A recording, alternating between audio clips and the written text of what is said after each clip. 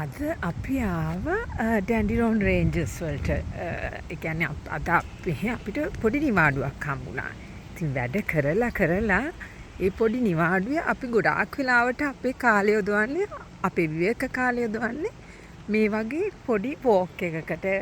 එහෙම නැත්නම් මොන හරි දෙයක් බලන්න යන්න, එහෙම නැත්නම් අපේ යාළුවෝ හම්බ වෙන්න, ඒ වගේ දේවල් වලට තමයි අපි අපේ කාලය යොදවන්නේ.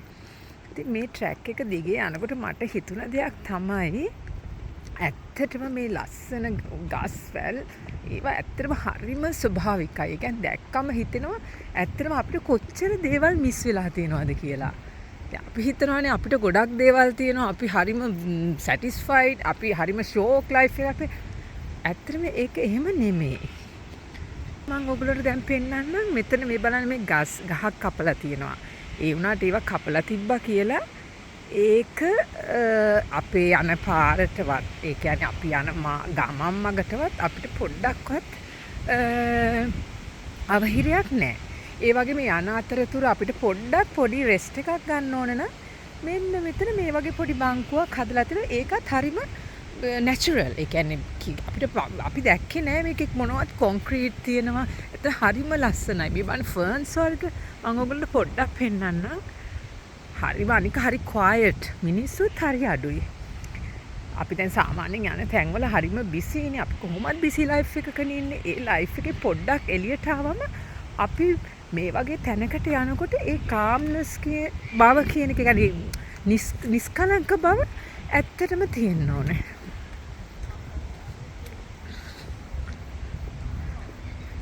ඉතින් මං තා චුට්ටක් මං පොඩ්ඩක් ඉක්මන් කරලා යන්න ඕනේ නිසා මම චුට්ටකට මේක නවත්තනවා නේ. තව බලමු තව චුට්ටක් මොනවද දුර පේන්නේ කියලා. මං හිතන්නේ කාර් පාක් එකක් වගේ. පොඩ්ඩක් බලමු.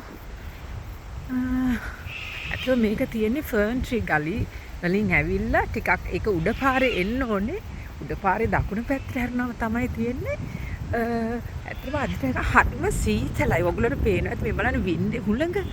මොනවද මේ හුළඟට මේ කොහොමද මේ ගස් කොළන් මේ වෙන්නේ කියලා. හරිම සීතලයි. මම ඔයාලට පොඩිවට පෙන්නන්න. බලන්න ඔයගොල්ලෝ හිතා ගන්න පුළුවන් නේද හුළඟේ වේගය කොච්චරයිද කියලා.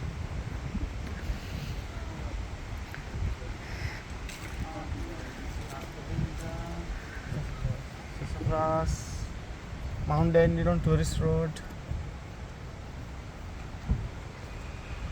ඊපස්සේ අපි එතනින් ඇවිදගෙන ඇවිල්ලා ඊට පස්සේ අපි ගියා කැලිස්ට වෝකින් ට්‍රේල් එක බලන්න. ට්‍රේල් එකේ වෝක් කරන්න කියලා හිතුවා. ඒ යනකොට මේ බලන්නකො පාර දෙපැත්තේ තියෙන ලස්සන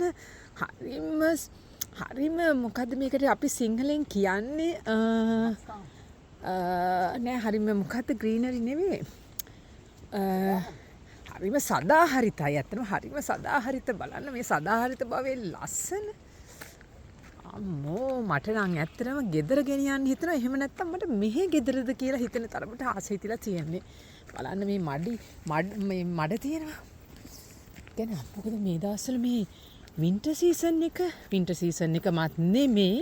පොඩ්ඩක් අද පොඩ්ඩක් සනි. ඒ වුණත් ස්ටිල් මේවා ඇතුලේ හරිම සීතලයි.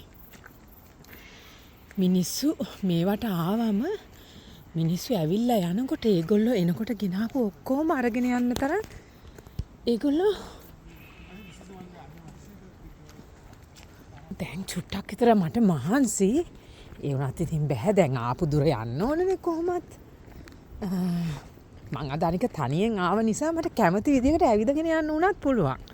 එහෙම තනියෙන් ආවා කියලා පොඩ්ඩක්වත් එහෙම බය වෙන්න එහෙම නම් ඕනනේ. හරිම ආරක්ෂිතයි. ඒ කියන්නේ අපි සාපු හින්දා මම කැමති වෙලාවක් නැත්තම් සමහර විට ආවම බබාලත් එක්ක ආවම ඒගොල්ලන්ට ෆීඩ් කරන්න තියෙනවා. දැන් මේක මම තනියෙන් ආවා. මට ඕන වෙලාවක් ඇවිදලා ඉඳලා ඇත්තටම යන්න පුළුවන්. කවුද දෙන්නෙක් ඉස්සරහිනුත් යනවා බලමු. අන්න යනම් පොඩි කෝට්ටක් අරන් යන්නේ. හැබැයි මං හිතන්නේ ආයක ගෙදරින් ගෙනාවා කියලා. මං හිතන්නේ ආයක මෙහෙන් අහුද ගන්න ඇති.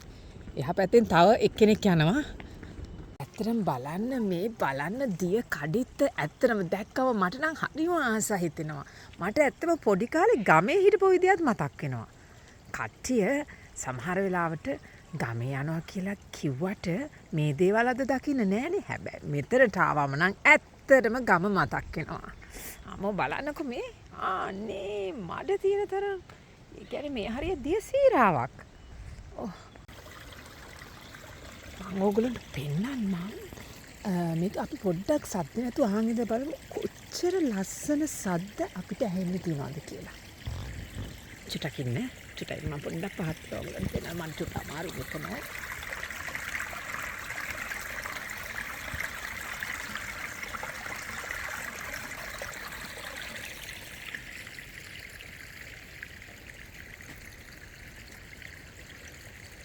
දැන් ඕගොල්ලන්ට හිතෙනව නේද අපිට මොනවද මෙච්චර කල් ඇහුනේ කියලා. අපි හිතුවා නේද අපි ඔක්කොම ඇහුණා කියලා. ඇත්තටම නෑ. බලන්න ওই වගේ සුන්දර දේවල් අපිට මග හැරුණා. ඔන්න දැන් තව දෙන්නෙක් යනවා. මං එදිනට එක්ස්කියුස් මී කියලා යන්න